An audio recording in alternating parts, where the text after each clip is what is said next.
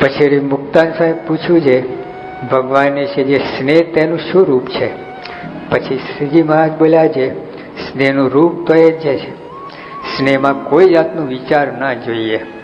અને જ્યારે જે ગુણ વિચારીને સ્નેહ કરે તે તો જ્યારે અવગુણ દેખે ત્યારે તેનો સ્નેહ તૂટી જાય. માટે હેત તો જેમ થયું હોય તેમને તેમ રહેવા દેવું, પણ વિચારે કરીને વારે વારે ઉત્થાપન સ્થાપન કરવું નહીં. ને મૂળપણે ભગવાન છે હેત કરવું. અને જે ગુણને વિચારીને હેત કરે તે હેતનો વિશ્વાસ નહીં. માટે હેત તો જેમ દેહના સંબંધી સંગાતે છે તેવું ભગવાનને છે હેત કરવું. અને હેતને મૂળપણાનું હેત કહીએ. અને ભગવાન મહાત્મા જાણી જે હેત થાય છે તે તો બીજી જ રીતનું છે એમ જાણવું. એટલે સ્નેહનું રૂપ મારે જે કહું કે એમાં કોઈ વિચાર ના જોઈએ. નથી હોતું આપણા બાબો હોય બાળક હોય કોઈ વિચાર કરતું જ નથી. સ્નેહ ગમે હોય, પોતાના સગાવાલા હોય એને વિશે કોઈ મનુષ્યભાવ આવે જ નહીં ને. હા, અને બાજુનો અમેરિકાની પત્ર લખે ને પાડોશી ના લખે.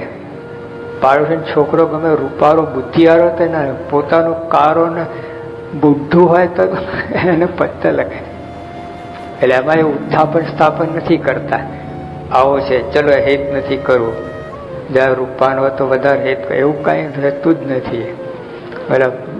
એક રાજાએ હફસીને કહ્યું કે રૂપાન છોકરો લઈ આવે.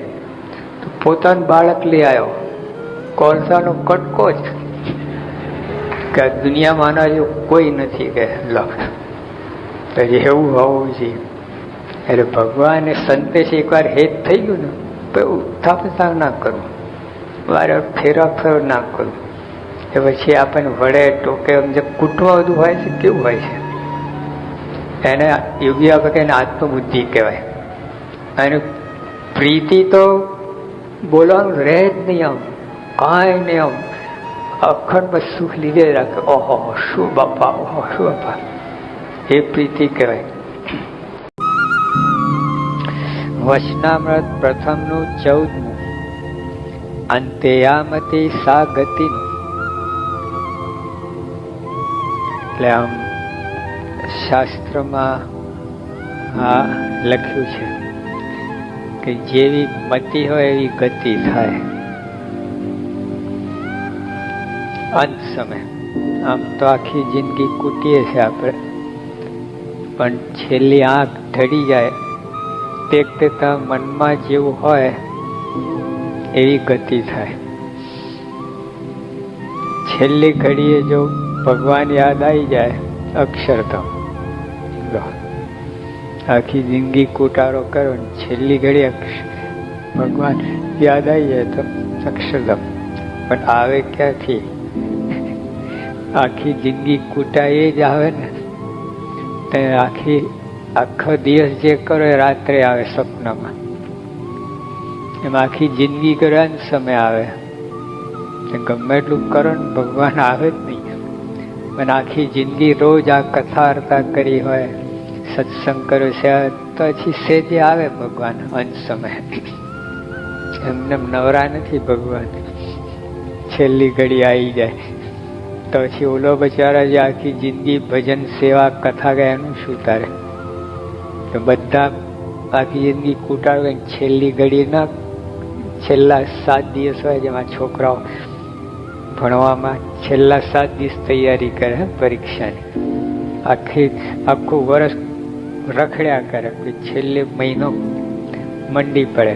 ઘણા તો છેલ્લા 15, ઘણા છેલ્લા અઠવાડિયું, ઘણા તો કાંઈ નહીં, સીધો ખુદા બક્ષ સીધું જઈને બેસી જ જવાનું, જે થવાનું થાય. ભગવાનનું છે, મારું શું થવાનું? આવું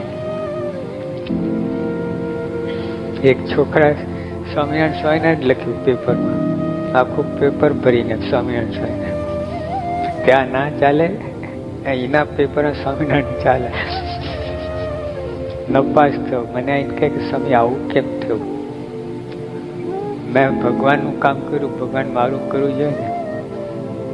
મેં કોઈ આજ્ઞાથી કરી, આજ્ઞા બરાબર. જો પ્રમુખ સાહેબ તમને કહે કે તારે પરીક્ષા અંદર સ્વામિનારાયણ એટલે બીજું કાંઈ તો બરાબર છે, તો પછી એમની જવાબદારી. આજ્ઞા વગર મંડી પડો એટલે એવું છે ને.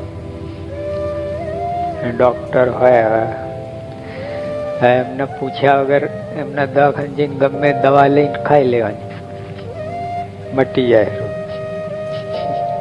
એવું ખરું. તો એ ફાર્મસી શું ખોટી? પોતાની ફાર્મસી હોય, 50 લાખ રૂપિયા ખર્ચીને બનાવી, પણ તો ડોક્ટરના કયા પ્રમાણે દવા લેવાય.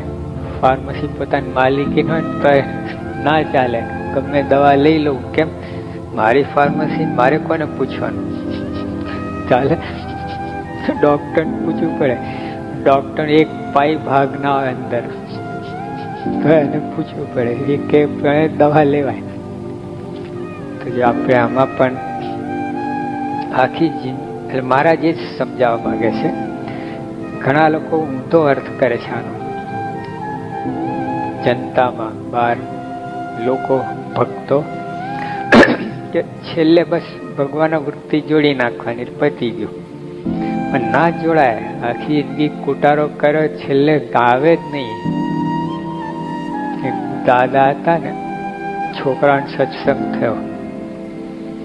છોકરા પછી દયા કે દાદા મરવા પડ્યા છે, હવે આખી જિંદગી કુટાર છે, રાજકારણમાં નામ ને તેમ ને બધું બધાનું કર્યું છે, પોતાનું રહી ગયું છે, હવે એમનું કરીએ આપણે. દાદા રામ નામ બોલો. માથું હલાય. અરે બોલો દાદા બોલો. હા કે લીધા જેવું ખરું.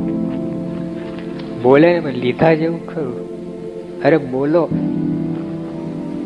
ખ્યાલ જોયું કે આ દાદા કે સમજેવા નથી. રામ પાત્ર લઈ આયા. દાદા આ શું છે? એમને એમ કે રામ પાત્ર બોલશે, રામ નામ આવી જશે એટલે તો કામ થઈ જશે. હા કે શકોરું. સકોરું, કોરા જ રહ્યા. આ લોકો દાદા ઓલું શું છે ભાગોરેલું મંદિર? હા કે ગામ હંતે આવું હોય કે? અરે રામજી મંદિર બોલો. ના લાગે આવું ગામ હંતે આવું હોય બધું. છોકરા ખાટલું ઊંચકી લઈને લઈ ગયા ત્યાં, પૂજાની રજા લઈને. ત્યાં રામ લક્ષ્મણ મૂર્તિ હતી. દાદા આ શું છે? આ કોણ છે? હા કે મેં જોયો તો ઓલો કડીઓ કરતો તો, મૂર્તિ બનાવી. મેં મોડું પરું થઈ રહી ગયા. રામ નામ ના બોલ્યા. ક્યાંથી બોલાય? આખી જિંદગી કૂટાકૂટ કરી.